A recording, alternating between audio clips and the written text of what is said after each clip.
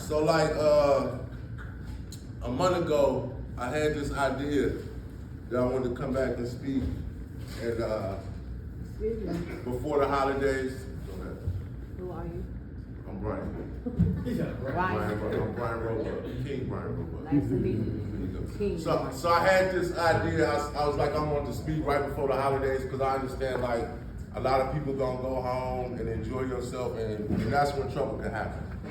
So anyway, I'm gonna say for me it wasn't easy to get here because it's like when I tell you like the last 2 weeks that's been trying, so I feel like that's the devil trying not to let me get here and get this message. And this morning it was like crazy.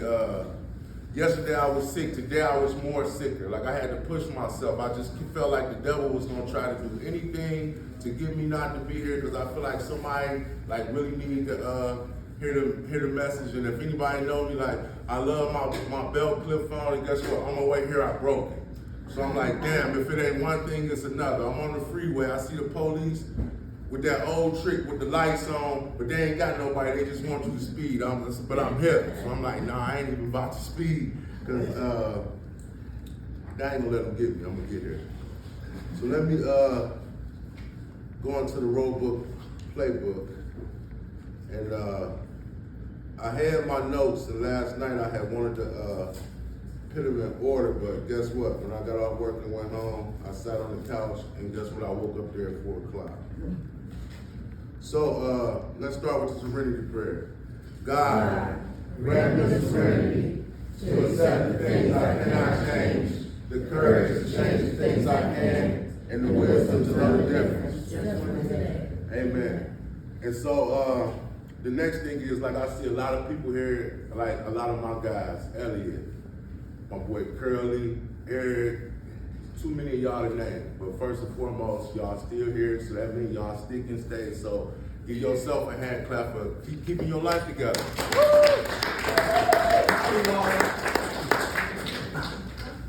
So I want to talk about accidents. So remind you, I'm a tow truck driver. I see a lot of crazy like stuff on the road. Like I couldn't tell you how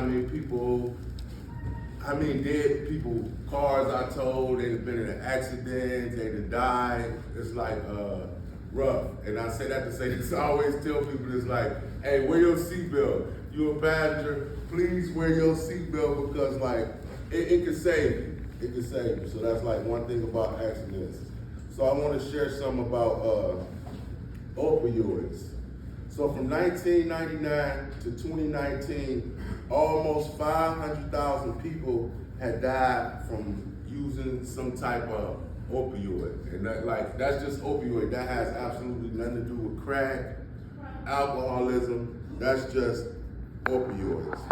So from fentanyl in 2024 claimed the lives of 101,000 plus. So that's like in 24, like they stopped it at one point.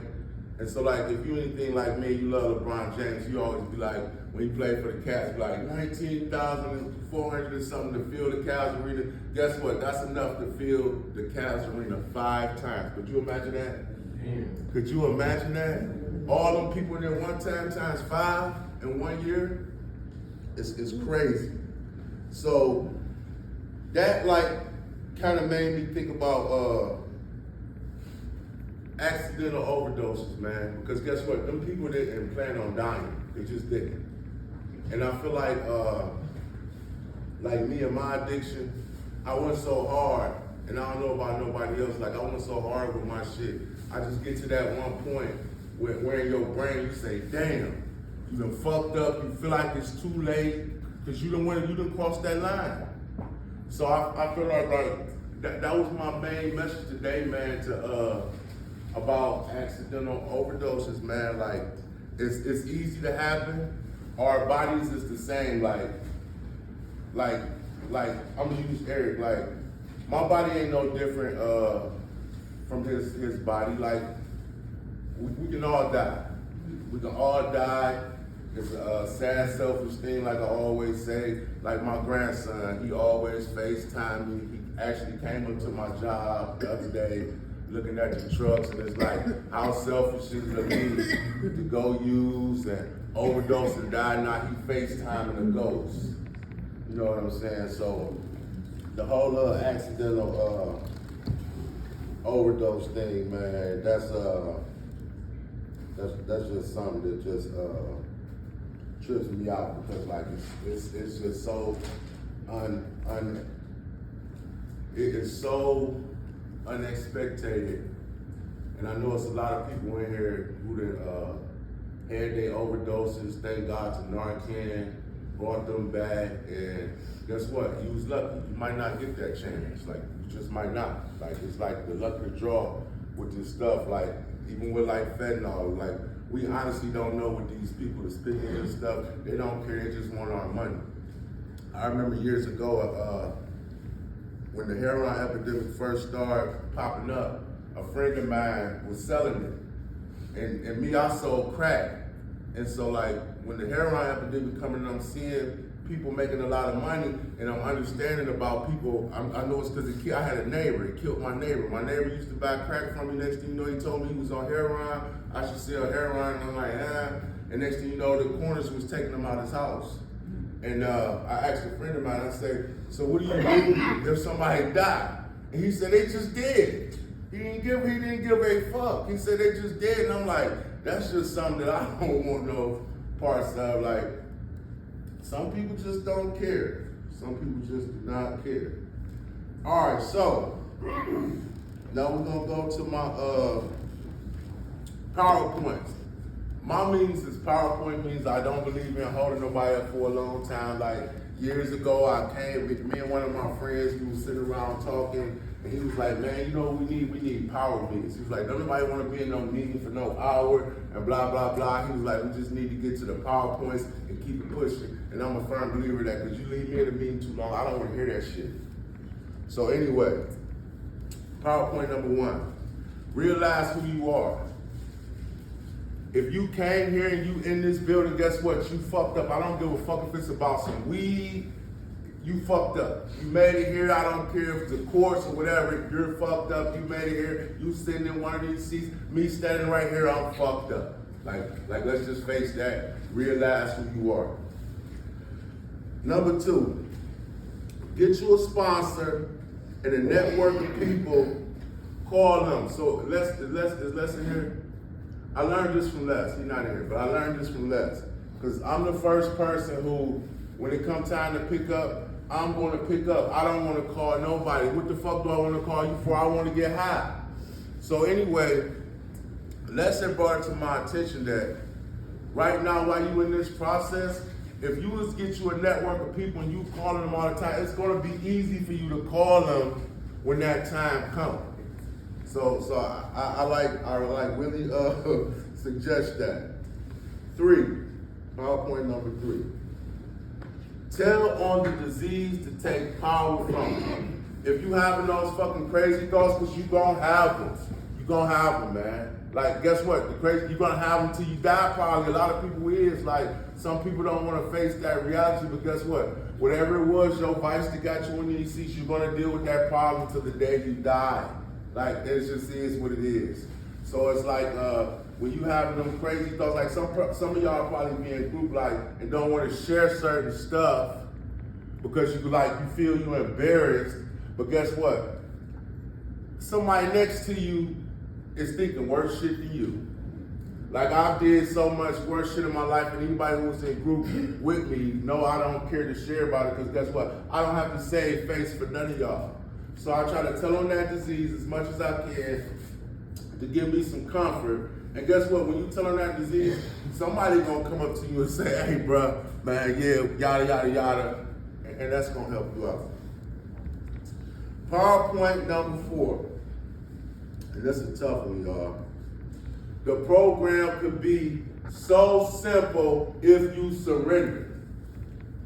That means my hands up, I'm fucking tired, I fucking surrender. Because guess what? If you do not surrender, what's gonna happen?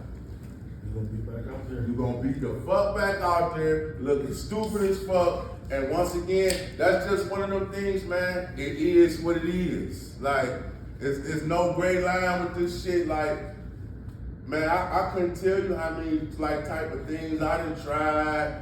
Of course, my brain gonna tell me I'm just gonna get one, but I got $1,000. No, the $1,000 gonna be gone, and you gonna hear it's gonna be a story. It's a story with me. I don't know about nobody else. You could give me $1 million, and if the $1 million don't kill me from getting high, you still gonna hear a story about how I done fucking robbed somebody, stole some shit. It's gonna be a story. PowerPoint number 5. Let God in your life and thank Him for everything. A lot of people don't believe in God. That's great.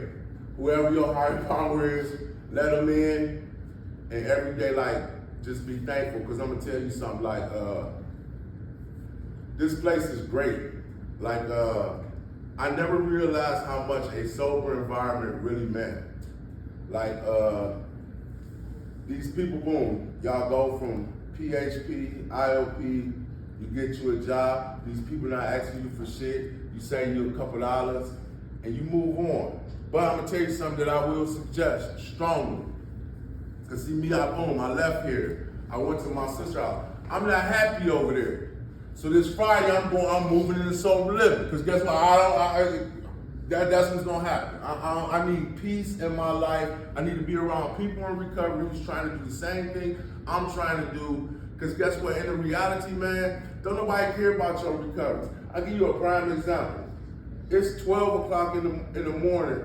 My sister come waking me up talking about some, who let the dogs roam through the house. Fuck if I know. I came right in and sat down and went to sleep. I don't know. So I said, I don't want to hear that shit. That shit disturbs my spirit. So I like really suggest that sober living, and it's like, it was something I just didn't want to do. I talked to Lorenzo about it, then he was telling me like all the stipulations to the house, and I'm just like, nah, I'm not about to go through that. But here I am. Luckily, through the grace of God, I got the opportunity to just correct my mind, and then Friday I'll be there. PowerPoint number 6. Speak positively over your life.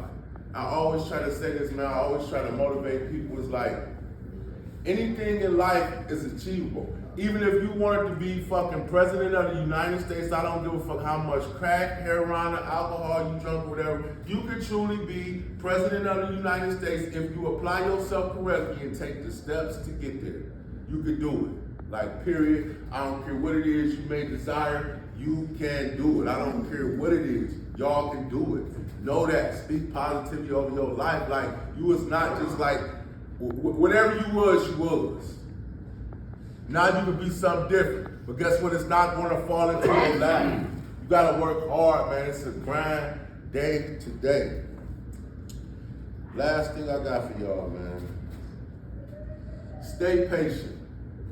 Let me tell you a quick story about me. And a couple things, like, because I'm very impatient. And some years ago, I called it domestic violence. I didn't do it.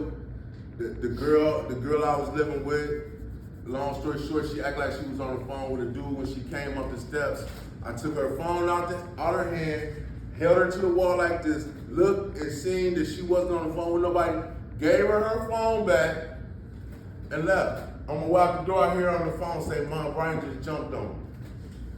Kid you not. So anyway, I get arrested. It was a misdemeanor. I was in jail for a month. My bond was $10,000 cash for a misdemeanor.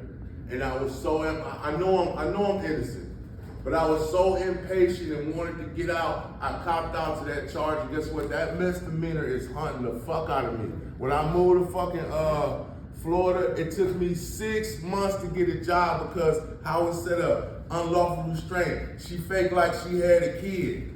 And so it's got like a baby speck, some shit on there. And that shit fucking my life up. And it was like 5 years ago. And like I'll be able to get it expunged soon. But like, if people who know me, like I was supposed to be doing the juvenile thing, talking to the juvenile kids. That shit just fucked me up. They seen that, they just like, no, we can't help you. And I talked to the man, and luckily through the grace of God, he heard me because I wanted to tell him what happened. Because even when I see it, cause like I did a background check before and they sent it to you, and when I look at it myself, that shit painted me as like a monster, and I'm not. You see what I'm saying? Like, so like I say, man, be patient, cause if I was patient through that process, I could have did the proper channels, and that shit wouldn't be on my record. And that's all I got for y'all, man. I love y'all.